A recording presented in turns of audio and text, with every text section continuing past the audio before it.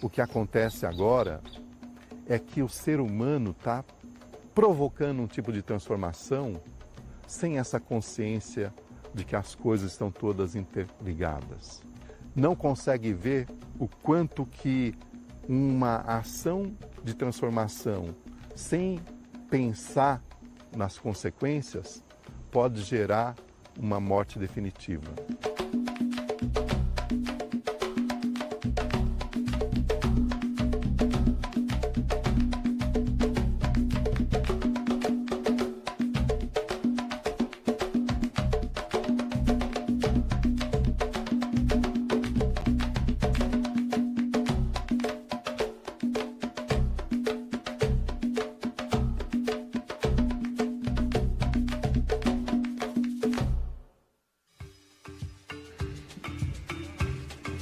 Do início da nossa existência até hoje, populações que vêm enfrentando injustiças históricas contra suas terras, seus corpos, suas culturas, seguem mantendo a sabedoria ancestral, respeitando os ciclos da natureza e cuidando dos territórios. Eles aprenderam a existir em harmonia com o planeta. Num tempo onde o mundo enfrenta desequilíbrios profundos, temos que nos perguntar: o que podemos, ou melhor, o que devemos aprender com essa sabedoria ancestral? Para esse resgate sobre a nossa presença no planeta, nós vamos receber 4 vozes indígenas que lutam para construir um futuro mais vivo. Cinéia do Vale, líder indígena da etnia Wapixana, articuladora de pautas climáticas pelos povos originários e uma das enviadas especiais do COP30. Mariazinha Yawanawá, primeira liderança feminina do seu povo e guardiã do Nipei, sabedoria das plantas sagradas. Chai Suruí, jovem líder indígena da etnia Suruí, ativista ambiental, eleita uma das 100 lideranças em ascensão no mundo pela revista Time. E, para moderar esse painel, o líder indígena da etnia Tapuia, escritor, educador e ambientalista, Cacá Verá. Sejam muito bem-vindos. Tudo bem? Tudo bem, querido. Prazer.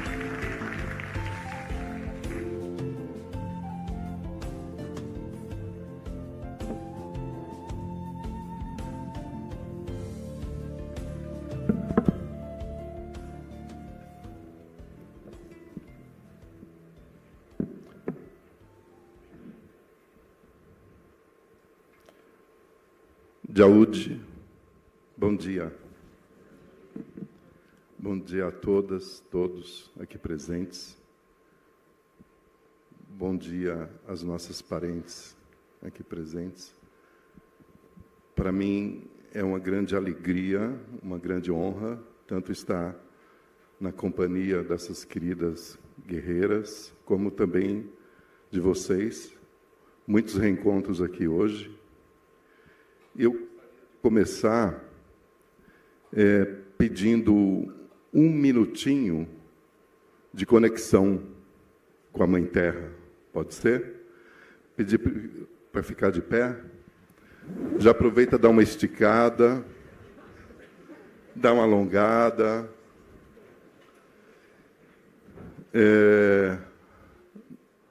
Nós estamos aqui já em conexões, mas trazer para o nosso corpo uma conexão com a grande Mãe Terra, e eu vou trazer um canto bem fácil de cantarmos juntos, que eu aprendi com um povo da Amazônia, com um povo Aruac, e é um canto que a gente saúda a terra. A tradução eu reverencio a terra, né? O canto é Rei Anana. Rei Anana, Rei Anana, Rei Anana, Rei. E depois Rei Anana, Rei Anana, Rei Anana, Rei. Eu saúdo a terra. Eu saúdo a terra em todas as suas dimensões e forças.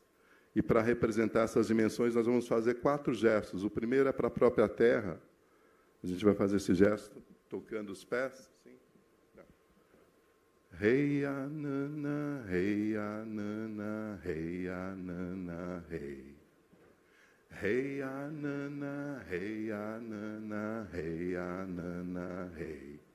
hey, hey, anana, hey, anana, hey, anana, hey, hey, hey, anana, hey, anana, hey, anana, hey. Agora é água, é assim, ó. Hey, anana, hey, anana, hey, anana, hey. Hey, anana, hey, anana, hey, anana, hey. Hey, hey, hey, anana, hey, anana, hey. Hey, hey, anana, hey, anana, hey, anana, hey. O fogo é assim, ó. Hey, anana, hey, anana, hey, anana, hey. Hey, anana, hey, anana, hey, anana, hey, hey, hey, hey, hey, hey, hey, anana, hey, anana, hey, anana. O céu, o sol, hey, anana, o ar, hey, anana, hey. Hey, anana, hey, anana, hey, anana, hey. Hey, hey, anana, hey, anana, hey, anana, hey. Hey, hey, anana, hey, anana, hey, anana, hey. O seu coração, hey, anana, hey, anana, hey, anana, hey. Hey, anana, hey, anana, hey, anana, hey. Hey, hey, anana. Hey, anana, hey. Hey, hey, anana, hey, anana, hey, anana, hey. E o outro na forma de um abraço. Escolhe alguém para abraçar.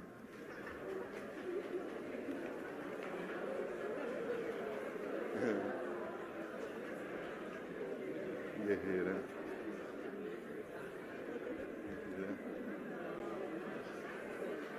Obrigado.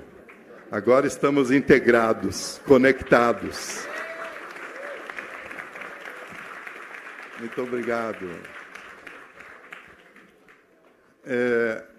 A minha alegria, como eu disse, a minha honra, nessa roda sagrada de conversa, nessa partilha, para contextualizar rapidamente e passar a palavra para cada uma das nossas queridas amigas. Desde o século XVI, como vocês sabem, nós temos sido invadidos das mais diversas formas, né? Invadidos territorialmente. Mas eu costumo dizer que uma das invasões tão graves como as invasões territoriais são as invasões nos nossos territórios imateriais. Durante todas essas épocas, os nossos territórios imateriais também foram invadidos. E o que são esses territórios imateriais? Os saberes dos nossos ancestrais, as visões de mundo, as cosmovisões, filosofias, nossos valores, né, que interferiram grandemente no modo de vida de cada povo. Esses territórios foram invadidos. A causa está ligada a uma estratégia no século XVI, porque havia que se dizer, naquela época, que os moradores daqui, desse lugar que hoje é chamado Brasil, não tinham cultura, não tinham filosofia, não tinham conhecimento, não tinham saber. Havia que se justificar com essas palavras para haver a escravização, né? A gente fala da escravização historicamente no Brasil, dando bastante ênfase, e que tem que dar ênfase mesmo, com relação ao negro, ao africano. Mas os primeiros 150 anos de Brasil, houve uma forte escravização de todos os nossos antepassados, das mais diversas culturas antepassadas aqui. E a justificativa legal foi: não é povo, não existe povo, não tem cultura, não tem saber, não tem filosofia, não tem alma. E esse viés, com o passar do tempo, tem acompanhado o brasileiro de um modo geral, né? O brasileiro comum, ainda hoje, faz uma ideia das nossas culturas, dessa diversidade toda, de que esses povos não têm o que falar, né? Não tem uma constituição que estruturou o seu modo de vida. E, curiosamente, hoje nós estamos numa grande encruzilhada, né, de crise, que a mais grave tem sido a climática, mas também a gente sabe em todas as áreas da humanidade, nas relações, nas questões sociais, na questão de nós conosco mesmo. E é nesse momento, nessa encruzilhada, que, por motivos todos esses que nós apresentamos, a cultura ancestral de toda essa diversidade vem sido trazida em evidência. Porque, de repente, perceberam que nesses territórios do coração, do pensamento, da alma, de um modo de relacionar com a vida que os nossos parentes, nossos ancestrais, nossas culturas trazem, tem alguma coisa que pode nos ajudar e nos inspirar a atravessar esse momento, né? A lidar com esse paradigma que está profundamente arraigado na sociedade humana como um todo, que eu chamo de paradigma da destruição. De repente, começaram a perceber, por exemplo, na Amazônia, que milhares de pessoas, milhões de pessoas ligados às mais diversas culturas, sempre viveram ali há milhares de anos, a arqueologia está trazendo isso, e conseguiram desenvolver uma vida mantendo a floresta em pé. Então, hoje nós temos aqui 3 representantes dessa grande floresta, né, e 3 gerações, e 3 grandes guerreiras, gerações de mulheres, que também, curiosamente, nesse momento, tanto quanto na sociedade de um modo geral, as mulheres estão tendo a oportunidade de ter seu lugar de fala. Então, eu convido a cada uma dessas amigas, guerreiras aqui, a trazer a sua fala, se apresentar rapidamente e trazendo um pouco dessa territorialidade que os nossos corações carregam. Eu vou começar pela Mariazinha, aqui ao meu lado, do povo Ianauá. O povo Ianauá é um dos inúmeros povos que ainda habitam nesse lugar que hoje é chamado de Amazônia. Os Ianauá passaram, tanto quanto os demais povos, por períodos de quase extermínio, de desestruturação do seu modo de ser, da sua cultura, e, de uns tempos para cá, principalmente através do poder e da sabedoria das grandes mães, das grandes anciãs, tem reestruturado as suas comunidades. Convido a Mariazinha a iniciar a fala.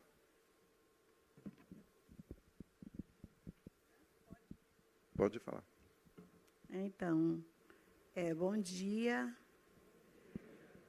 Eu quero agradecer primeiro ao grande poder, o Espírito. Não é por acaso que eu estou aqui junto, com certeza foi Ele que me trouxe até aqui. E dizer para vocês que eu estou muito nervosa. Eu não fico nervosa, eu faço assim, não. Eu sou de ficar em uma floresta inteira, sozinha. Eu, o meu nauã e o meu supá queimando, falando com todos os espíritos. Não fico nervosa, mas diante de vocês eu estou nervosa. Então, desculpem, mas eu estou muito feliz de poder compartilhar com vocês, de trazer para vocês a voz de quem não pode falar. Mas eu posso falar por eles e dizer que eu vou transmitir para vocês. Porque, como cantou o Yawanawá aqui, Chuvimi, como foi a criação? Foi assim que contou a nossa história. A gente é cada um pouco diferente, até vocês, nós chamamos de Nauá. Mas a gente tem um só nome, que é o Grande Espírito. Um chama, Nauá chama de Deus, chamamos de Xumi. Ele chama cada um nome. Mas essa força que nos mantém vivos, que nos dá inteligência para continuar fazendo o que for melhor. Plantar, semear. A semente vinha amanhã. E temos que plantar hoje.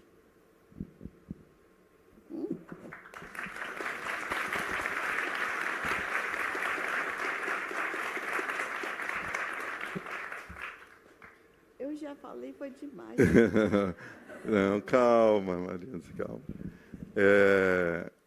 Dando sequência, eu vou trazer aqui a voz, o Apixana, né? O povo, o Apixana, representado aqui pela Cineia, tanto quanto o Yanauá, tanto quanto o Suruí, são dos povos mais antigos daquela região. Alguns falam de 3 a 5 mil anos de presença, outros falam de muito, mas muito mais. E a Cineia, ela vai trazer aqui a fala dela. Ela é não só uma líder wapixana, mas também é uma líder de um dos movimentos mais antigos do movimento indígena no Brasil, né? O Conselho Indígena de Roraima. Para vocês terem uma ideia, é uma organização que tem mais de 54 anos. Foi a organização que inspirou todas as demais organizações indígenas que existem hoje, que são mais de 100, né?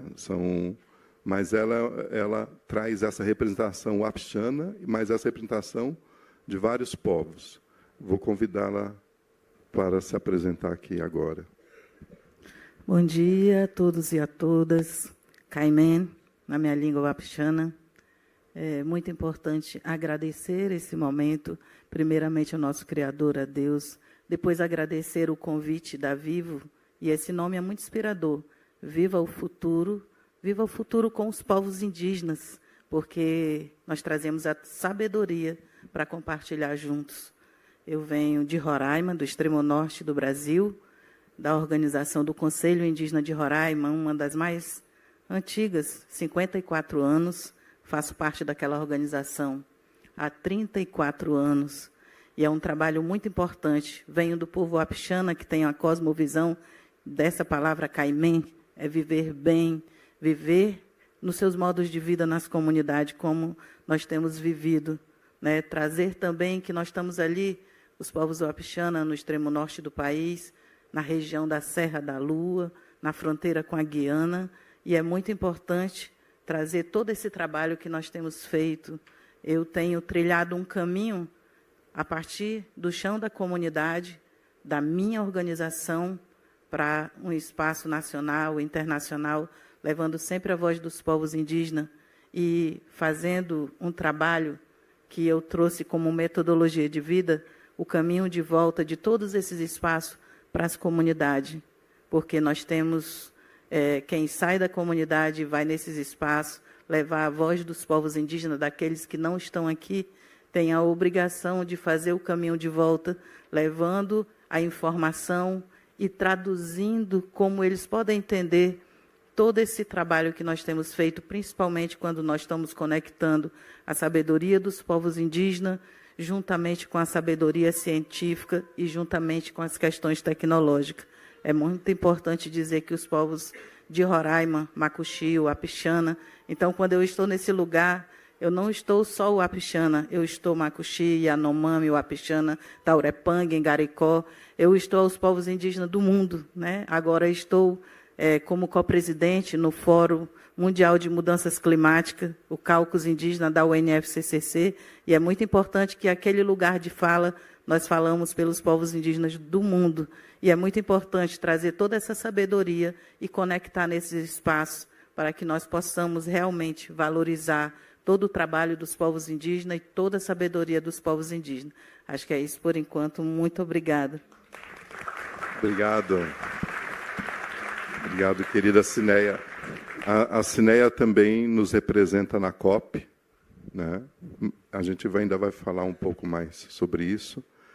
E passar a palavra para a nossa querida representante das novas gerações, né? Das novas gerações das mulheres amazônicas, mas das mulheres de um modo geral, que está cumprindo uma missão também importantíssima.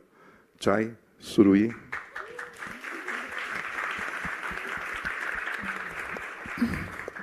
Canamengá, Paiterê, bom dia a todos.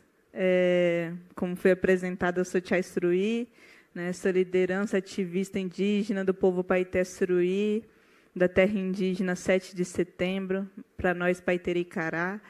E é um prazer estar aqui com vocês hoje, né, agradecer o convite. Eu entendo Mariazinha ficar nervosa, porque imagina eu, né, responsabilidade de falar depois das duas. Você fica... Não sei se é pior falar depois ou falar antes, né? Mas, enfim, dizer que é um prazer, né, poder estar aqui com vocês hoje, né, e também com essas grandes lideranças aqui, né, que me inspiram também, né, a seguir essa caminhada também daqueles que vieram antes, né, inclusive nesses espaços de COP, né, como falou Ciné, a nossa Laibiuaia da COP está levando a nossa voz, né, para esses espaços como mulher indígena, né, então é realmente um grande prazer estar aqui, né, como falei, também sou uma mulher indígena da Amazônia, atualmente, né, também nessa luta contra as emergências climáticas, né, atualmente sou conselheira jovem do secretário executivo da ONU, o Gutierrez, né, também coordeno uma organização que se chama Canindé, né, que trabalha com mais de 12 povos em Rondônia, sul do Amazonas, noroeste do Mato Grosso,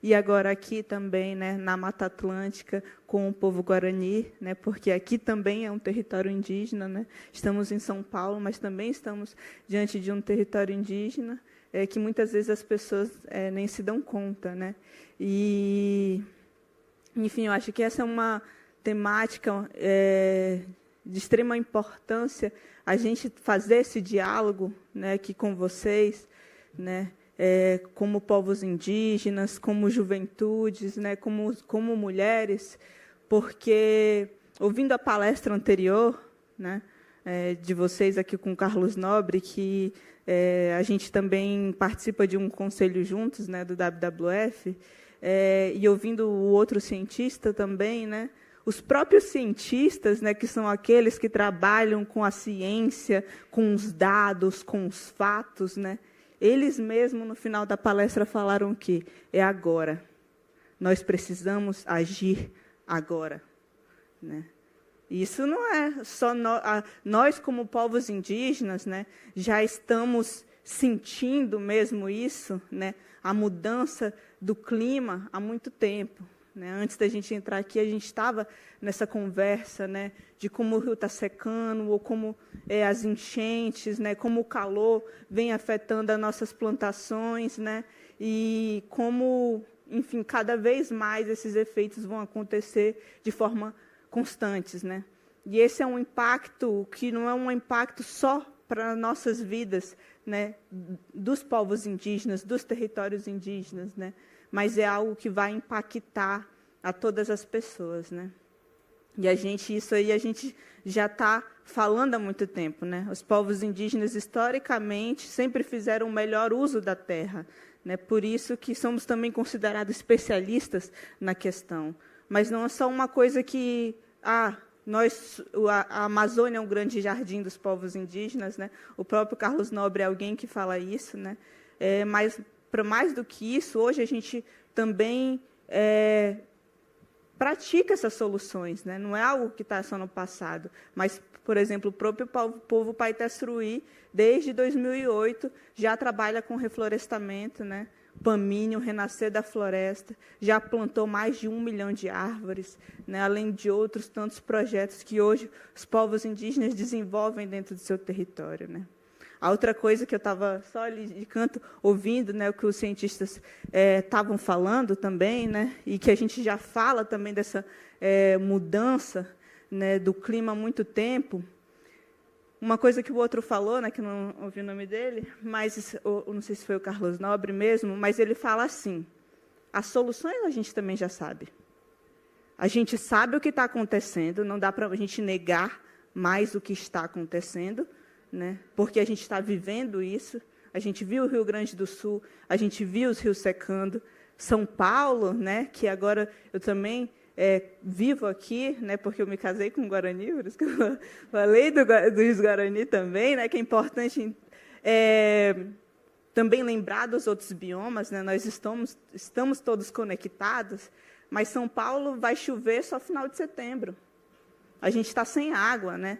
Sexta-feira, na aldeia, a Sabesp foi lá, porque quando eles diminuem a pressão da água, aonde vocês acham que eles vão diminuir a pressão da água, né? Não é nos bairros nobres, ricos, né? Então, por quê? Porque já está seco, os reservatórios já estão secando também, né? E isso também está ligado à questão das emergências climáticas, também está ligado com a própria Amazônia, também está ligado com as nossas florestas, né? E aí os cientistas estão falando, isso está acontecendo agora, não dá para a gente negar, né?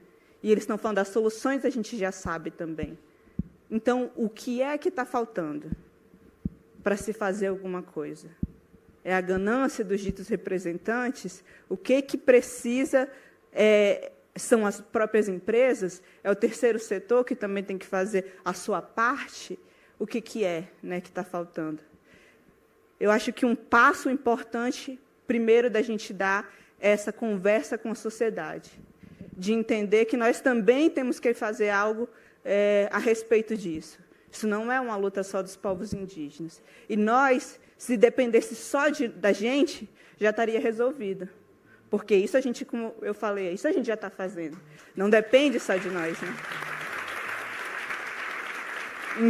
Então, a sociedade também tem que entender, né? A gente tem que cobrar esses ditos representantes. A gente tem que cobrar os governos também. A gente também tem que cobrar as empresas. E qual que é o nosso papel também diante de tudo isso? O que a gente pode fazer mesmo, né? Então, acho que são diálogos muito importantes para a gente fazer aqui também, e com pessoas que têm muita sabedoria aqui, né? Então, acho que é isso. Falei demais também. Muito bem. Muito bem, Tchai. Muito obrigado pela tua fala. Só para contextualizar a preciosidade desse momento, nas culturas indígenas, por conta das invasões, das guerras, e também por conta do modo de vida de praticamente todas as culturas, durante muito tempo, as mulheres tiveram que ficar resignadas dentro das aldeias, né? Porque os homens saíam para resistir, para guerrear, para defender suas comunidades, ou saíam para expedições de caça. As mulheres foram afrontadas em diversas camadas, né, da sua presença, né, nas aldeias, né? As mulheres, as nossas bisavós, avós, tataravós, elas têm muitas histórias de um Brasil cujos netos, bisnetos, são filhos de mulheres catadas a laço, né? Quantas histórias eu escuto assim, minha bisavó foi catada a laço. Tem alguma história aqui assim? Olha aí, né? O que é esse catado a laço? As mulheres foram afrontadas na sua dignidade em todas essas esferas. Essa invasão repercutiu fortemente na intimidação da presença, do protagonismo, né, das nossas mulheres. Então, a preciosidade delas estarem aqui hoje é também ligado a a importância da presença desse sagrado feminino ser retornado. As culturas nativas, as culturas ancestrais, são culturas que honram, como nós honramos aqui na dança inicial, essa grande mãe chamada Terra, né? Para vocês terem uma ideia, nós levamos mais de 500 anos para conseguir ser reconhecido dentro da sociedade não indígena como cidadãos, onde o marco é 1984, com a eleição do Mário Juruna como um representante dentro da sociedade não indígena, né? Representante não só do povo Juruna. E depois disso, nós levamos mais de 30 anos para ter novas representações na sociedade não indígena, né? Que como um marco também eu trago a Joênia Wapixana, né, 2018, né? E agora nós temos algumas mulheres, Célia Chacriabá, Sônia Guajajara, ocupando um espaço que é uma fração mínima do que a sociedade não indígena reservou para nós. E essa fração mínima é ocupada por mulheres. Isso, para nós, é muito significativo, muito importante. E aí eu queria saber, começando pela Mariazinha, o que te inspirou na sua luta dentro da aldeia? A Mariazinha, ela cuida, ela é a guardiã das plantas medicinais, ela é a guardiã das gerações futuras, né? E eu queria que você falasse um pouco sobre isso. Comigo mesmo. Então, esqueci de dizer meu nome na língua é Naiwani. Então, eu fui a primeira mulher liderança. Eu não é liderança de um projeto, não. Uma liderança de um povo, que ali eu tinha que fazer tudo, desde o casamento, o divórcio, o trabalho, o noivado, tudo é uma liderança. A liderança, ela vem uma semente plantada. Ela só vai sendo regada pelos conselhos do pai, dos avós. Ela vai crescendo. Daqui a pouco, ela se torna uma árvore que começa a dar frutos do conhecimento, da sua ancestralidade. Eu não sei dizer ancestralidade. É assim? Então, eu não sei muito português, não. Se eu errar, vocês me corrigem. Mas é isso. Então, a minha vida foi assim. Eu não fui escolhida numa reunião. Você vai nos representar. Não. Eu nasci. Fui. Sou. O nosso povo Yavanawá, a gente tem mais mulheres lideranças. Liderança, sim, que está na frente de... Não é como eu que comandava o povo inteiro, mas está ali cuidando de um trabalho, que os maridos respeitam, que os filhos... Então, nós temos o privilégio de dizer, nós, mulheres femininas, o povo Yavanawá quebrou uma coisa muito boa. Somos respeitadas pelos homens. E querida também por eles.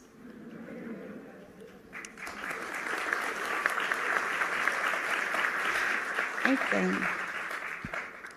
como liderança, meu pai ensinava a dizer, olha, não corta aquela árvore, porque ela não vai nascer logo. Se essa fruta tiver se sabe tiver um fruto, corta o galho, só para comer a fruta. Ele ensinou a gente assim desde pequeno. E o nosso povo, eu não vou dizer que... Eu só sei do meu povo, eu não sei de outro povo. Mas ele é não sei se é um dos, mas ele é o povo que tem a medicina viva. Eu achei muito bonito esse nome vivo aqui. Esse vivo quer dizer muita coisa, gente. Vivo é vida. Eu gosto de plantar as plantações medicinais assim. Uma vez eu falei para um padrinho, eu falei, a planta, a medicina dá vida para quem está vivo. É assim. E eu comecei assim. Hoje a gente planta 500, 600, 1000 mudas de plantas que podemos tirar o óleo, fazer o sabonete, fazer pomadas, não só para o povo Yawanawá, mas para a humanidade. Ter o conhecimento de plantas é você viver com o espírito. Diz, a minha história conta que antigamente as árvores falavam. Se você passasse num caminho, tivesse uma raiz, e você pisasse em cima, ela dizia, ai, está pisando no meu coração. Quem está fazendo isso comigo? A árvore. Quem passou aqui correndo, passou triscando aqui, alguém tocou em mim, quem foi? Com o tempo elas calaram. Quem fala só os espíritos, através da cura. Elas se calaram, porque o homem começou a destruir, derrubando. O que restou para os povos indígenas foi o conhecimento de você entrar numa dieta e entrar em conexão com o espírito e saber que eles estão ali. E saber que não é toda, mas aquela planta, ela dá vida, ela cura, ela faz tudo. E aí vivemos hoje. Estou falando por elas, estou dizendo por elas, porque elas não falam, mas eu estou falando. Eu tenho certeza que o meu pajé, o meu pai, o maior curadeiro de plantas, eles se fazem presente aqui. Porque eu estou através deles dizendo que elas, essa floresta, elas têm vida. Ela só não pode falar, mas ela pode usar cada um para dizer, vamos reflorestar mais, vamos plantar mais, vamos dar mais vida e viver. Porque se ela morre, nós também morremos. Se elas vivem, se uma chuva que dá, aquela que molha, fica aquela árvore, eu balançando pelo vento, ela tem vida e a gente também vive. Quando ela seca, como é que nós vamos aprender a planta se ela secou? Como é que vamos tirar ali para fazer a cura se ela morreu? Se ela tem vida, se ela cresce, se ela fica bonita, se ela dá fruto, a nossa vida também cresce, vive. Eu estou indo, quer dizer, não agora, né? Daqui a um tempo, que eu assim como meu pai foi, mas a minha filha, os meus netos, eles precisam da continuidade para os filhos de vocês. Essa parceria de respeito, de cuidado, ela tem vida. A gente só precisa abrir. A gente tem um portal fechado. Vamos abrir e dizer, estamos juntos. Eu cuido dessa parte com muito respeito. Eu sinto eles através de uma pomada vindo dali, de um óleo. Ali não foi o homem que plantou, ela já tem ali. É só zelar para ela não se acabar. Nós temos soluções. Vocês têm o que eu não tenho. E eu tenho o que vocês não têm. Nós, povos indígenas, nós temos. A nossa luta.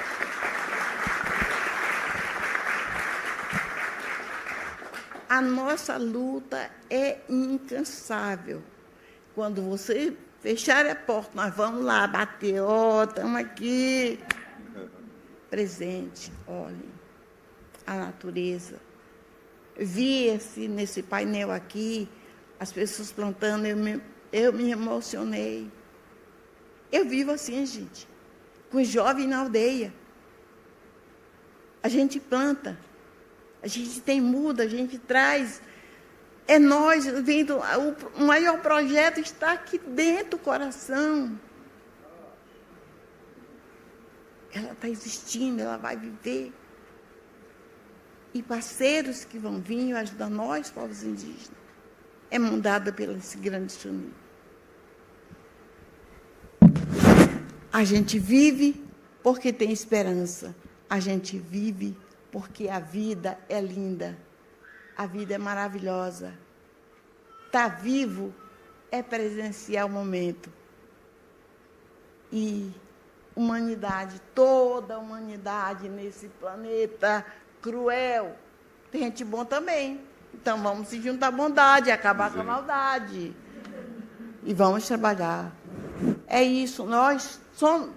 Eu falo uma língua diferente, ele fala.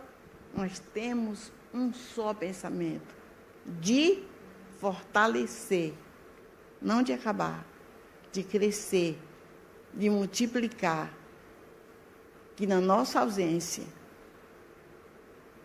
os nossos filhos vão continuar, a nossa geração, a terceira, a quarta, a quinta, a geração que for vir. Depende de nós.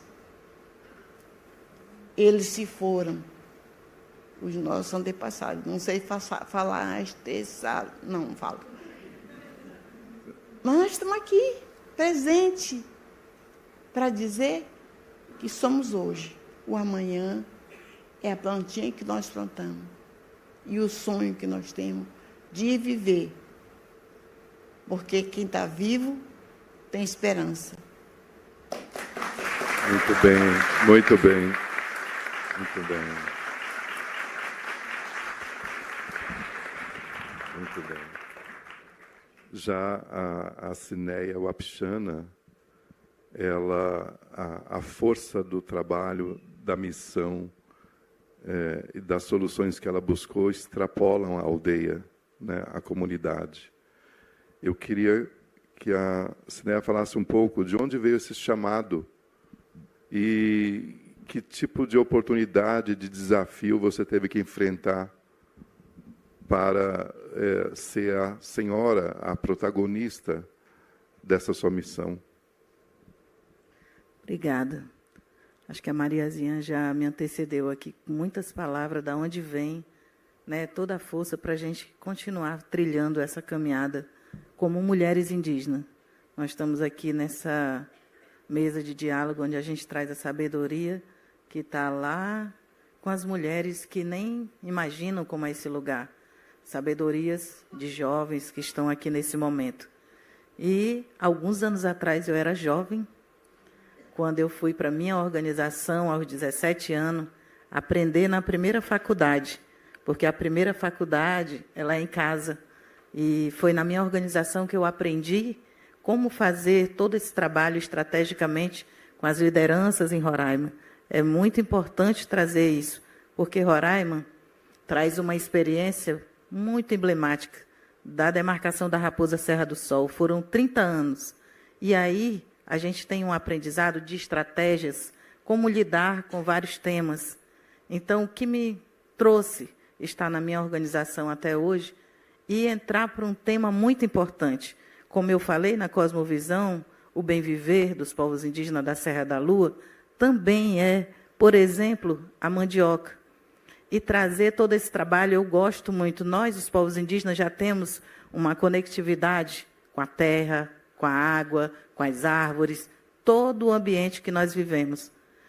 E eu trago uma experiência que, em 2010, por exemplo, na região Serra da Lua, todas as mandiocas cozinharam dentro da terra. E o seu Simeão, que é o coordenador daquela região, porque em Roraima a gente trabalha por região, ele trouxe esse problema para a organização. Como podemos resolver? Nós não estávamos falando esse nome ainda de mudança climática, mas a gente queria saber o que estava acontecendo. Então, ali eu já estava no Departamento de Gestão Territorial e Ambiental, e a gente foi buscar solução para a liderança que tem o conhecimento científico das comunidades e um pouco como a gente pode dar uma resposta. E nós ali começamos a fazer uns estudos, nós mesmos, os povos indígenas, como estávamos sendo afetados diretamente por essa questão da transformação do tempo. Esse era o nome, transformação do tempo. O que estava transformando o inverno e o verão? E a gente descobriu, né, fazendo todo esse contexto e construindo o primeiro plano de enfrentamento às mudanças climáticas feito por indígenas ali em Roraima, que nós estávamos sendo afetados pelo impacto das mudanças climáticas. E não com esse nome, mas quando a gente fez os calendários etnoecológicos, onde as pessoas da comunidade colocavam o tempo de plantar, o tempo de colher, ao longo de 20 anos atrás, ali tudo tinha mudado. A água tinha aquecido, vários peixes regionais tinham sumido, e a gente veio numa perspectiva, fazendo os nossos estudos com os nossos cientistas indígenas. Está aqui o doutor Carlos Nobre. Recentemente eu recebi um prêmio de cientista indígena, mas porque nós estamos trabalhando nas comunidades para trazer as vozes de quem está lá. Como nós podemos trazer as vozes para esses espaços, olhando para o que está acontecendo e como nós podemos trilhar um caminho de soluções, um caminho de dar resposta. Por que a minha roça não nasce? Por que o meu igarapé secou? Por que o mutum já não canta na mesma época que cantava? E isso a gente só consegue visualizar pelos calendários construídos por esses cientistas indígenas que estão lá nas comunidades. Então, isso me impulsiona a estar fazendo todo esse trabalho que eu digo que sai do chão da comunidade e agora a gente vem para o âmbito nacional. Como coordenadora do Comitê Indígena de Mudança Climática, a gente faz incidência dentro desses espaços, levando as vozes dos povos indígenas. Há um retrocesso de direito muito grande e a gente precisa garantir realmente que nós, os povos indígenas, com toda essa sabedoria que nós temos para levar dentro desses espaços, precisamos também garantir o direito de quem está lá na comunidade. Por que nós falamos que demarcação de terra indígena é política de clima? Porque nós precisamos manter realmente as terras indígenas demarcadas, onde estão lá a parteira, onde está o pajé, onde está a sabedoria de toda essa parte da ciência que eu digo que são das farmácias vivas. É muito importante a gente trazer nesse contexto que nós estamos trabalhando, mas a gente também conectou essa sabedoria com a questão tecnológica para fazer todo esse trabalho do plano de enfrentamento às mudanças climáticas. Nós criamos plataformas, a gente usou, por exemplo, um trabalho que a gente tem uma parceria com o IPAM, que é uma plataforma que a gente consegue monitorar secas e cheias, e as pessoas dizem, para que indígena precisa usar celular? Nós precisamos dar uma resposta para o nosso povo, que muitas vezes, ou quase todas as políticas públicas não conseguem dar resposta para quem está lá na comunidade. Mas nós conseguimos monitorar, por exemplo, a partir do Conselho Indígena de Roraima, com uma sala de situação, e colocando ali o sistema Pantera e com as pessoas que conhecem o território, monitorar cheias e secas, né, e dar uma resposta para o nosso povo, como a gente vai plantar, o que a gente precisa estar atento para esse próximo verão. Então, nós precisamos unir essa sabedoria e levar nesses espaços, e isso me impulsiona a estar lá no espaço internacional, porque eu ouvia falar de perdas e danos, e eu dizia, mas para nós que estamos lá em Roraima, lá nas nossas comunidades, o que isso nos remete? E aí, o caminho de volta é você ir lá e fazer um seminário de perdas e danos e ouvir as mulheres e as crianças dizer para você que quando a minha roça enche, eu não tenho mais a comida que eu deveria ter naquele período, eu tive uma perda grande. Quem repara por isso? Quando meu filho não vai para a escola por conta das cheias, quem repara por essa perda que eu tenho? Então, nós temos percas que são irreparáveis. O Brasil viveu esses últimos anos com altas temperaturas. E essas altas temperaturas, elas afetaram primeiramente os povos indígenas, porque lá na árvore não tem um botão para a gente desligar o ar-condicionado e nem ligar o ar-condicionado. Então, mata peixe, mata animais, mata árvore. Mas a gente precisa saber realmente como nós podemos ter uma resposta rápida para tudo que nós estamos vivendo. Tem povos indígenas que ainda não se refizeram da seca de 3 anos. Eles ainda estão tentando se refazer. porque nós temos variedades de maniva, variedades de plantas medicinais, que até mesmo os cientistas poderão não conhecer, se a gente tiver aí, como bem tem dito, né? Todos os cientistas, que nós poderemos ter um ponto de não retorno. E, claro, a gente fala da questão do desmatamento, mas também falamos da questão da temperatura global. Tudo que nos une aqui nesse evento hoje, nós temos um único objetivo, e aí está na COP30, nas próximas COP, que é a questão de não passar de 1,5 graus, mas nós sabemos que durante esses 3 anos, esse grau já foi elevado várias vezes, e a gente já teve impactos, né, impactos relevantes, que eu digo, na vida dos povos indígenas, comunidades tradicionais, ribeirinhos. E quando nós falamos, né, de toda a vida tradicional dos povos indígenas, toda a sabedoria, se a gente não tiver, né, e fazer uma aliança, falando globalmente, para que a gente possa enfrentar toda essa questão que está vindo contra os povos indígenas, e junto com isso tudo, a questão do retrocesso de direito, a não demarcação das terras indígenas, a gente está fadado a um fracasso mais rápido, não só para os povos indígenas, mas para toda a humanidade. E é nesse sentido que eu venho trabalhando. A biodiversidade, ela para nós, ela é uma garantia, né, de estarmos ali no território, se nós não tivermos claro como manter a biodiversidade em todos os biomas, com a sabedoria dos povos indígenas, do que nós estamos tratando agora aqui. É muito importante dizer que nós estamos fadados a um ponto de não retorno mais rápido do que nós esperamos. Então, eu acho que esse é um momento oportuno da gente trazer a voz dos povos indígenas com todo esse trabalho e toda essa ciência que os povos indígenas têm.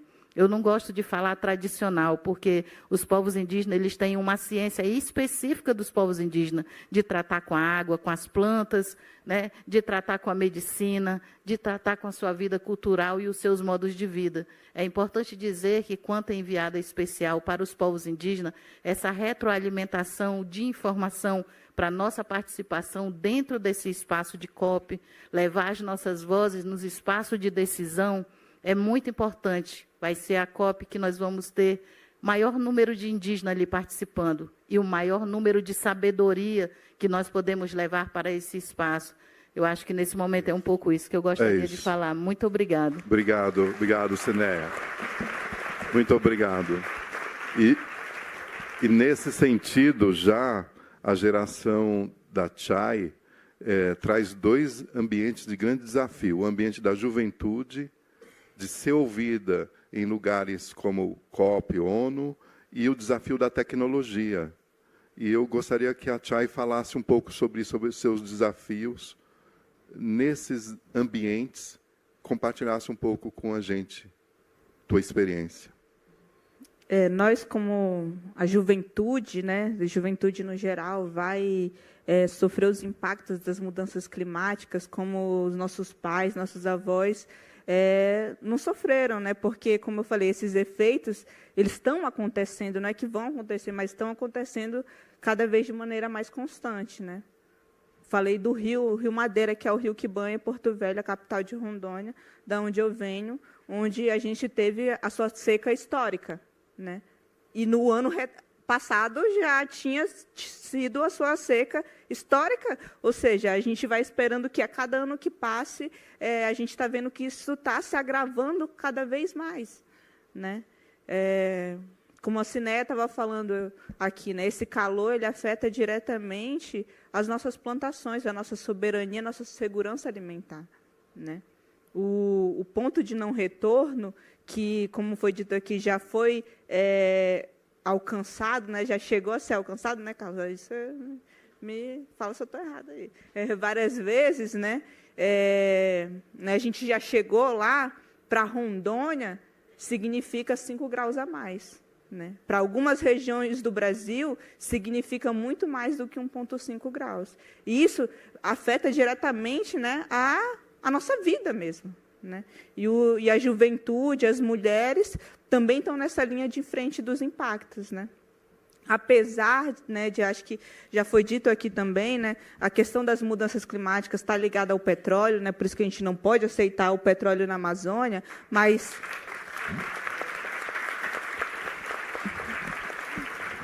Mas, sobretudo no Brasil, né, a base energética que mais emite gases de efeito estufa está ligada à questão do desmatamento e da agropecuária, né?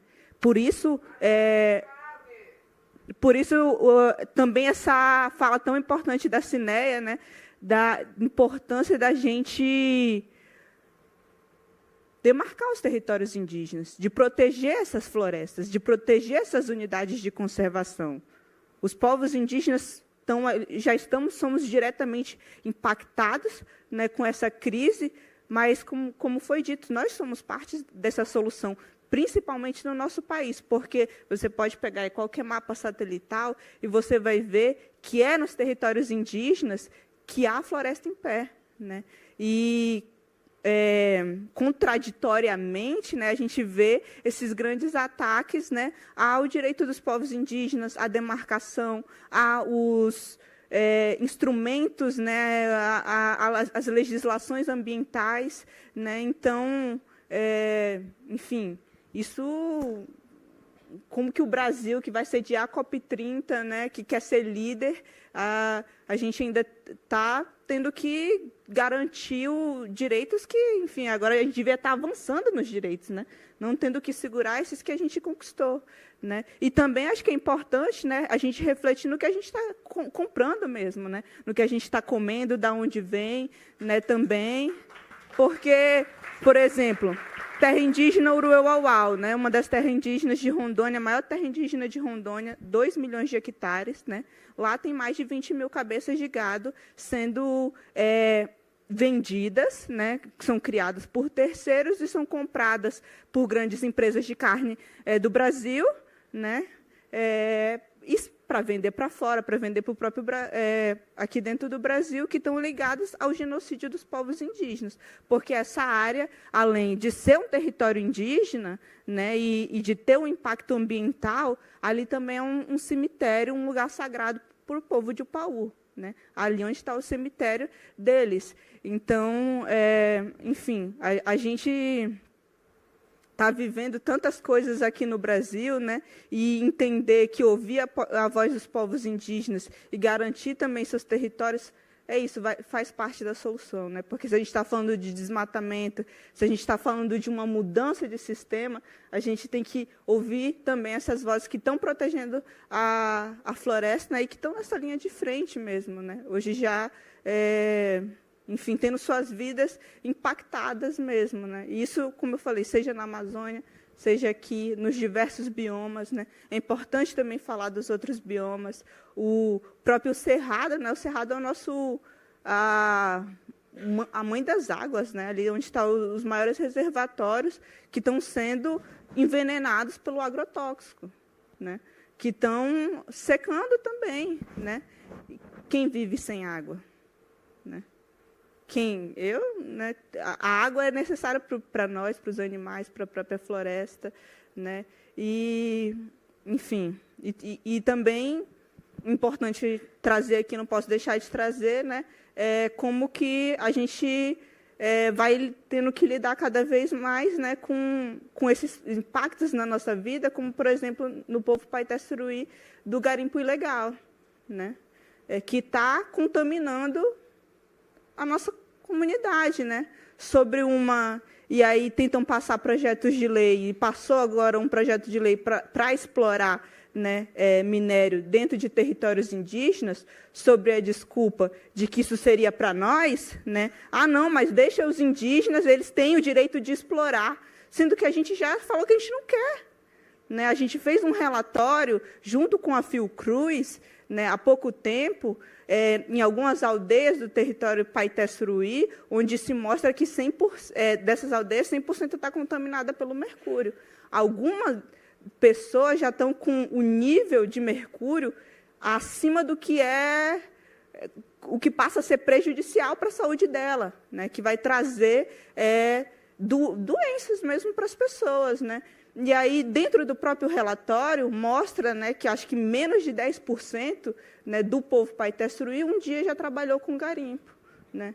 Porque, na verdade, o que a gente trabalha, o que a gente quer trabalhar, né, os próprios trabalhos tradicionais da agricultura familiar, como eu estava falando aqui, do reflorestamento, da agrofloresta, de plantar comida de qualidade, porque a gente entende que desse garimpo, para nós, só vai ficar o impacto ambiental, o impacto social, né, não fica nenhuma riqueza para nós, né?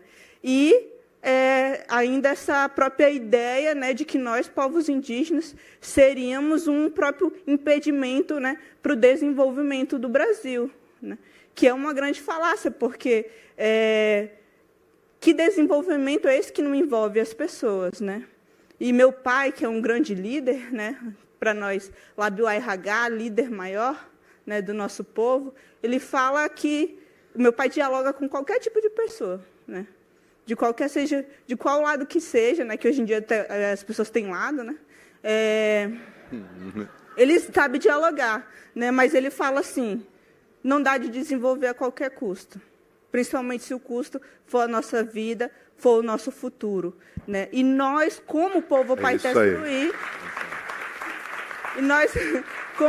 Paitessuruí, já mostramos e damos diversas soluções de que é possível, sim, né, você viver em harmonia com a natureza e produzir comida de qualidade, café de qualidade, né? Trazer soluções, fortalecer a floresta, colocar as pessoas no centro disso, né? Porque isso diz respeito às pessoas, né?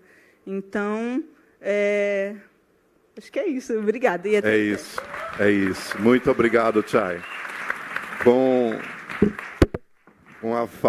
Com essa fala da Chay, a gente vai encerrando aqui, e a Cineia me pediu algo bem importante para esse encerramento. Então, pedi que a gente levantasse um pouco, né? Agradecer realmente a presença de todos aqui, e pedir para a Cineia fazer esse encerramento com a gente. Obrigada. O movimento indígena brasileiro está com uma campanha para a COP. A resposta somos nós. Eu queria que todos nós dessemos as mãos e a gente falasse bem forte para finalizar, porque a resposta não está só nos povos indígenas, está em toda a sociedade brasileira, e nós precisamos nos unir nesse momento. E aí a gente vai falar a resposta e vocês vão dizer: somos nós. 1, 2, 3, já. A resposta... A resposta? Somos nós. Muito obrigada a todos. Muito obrigado.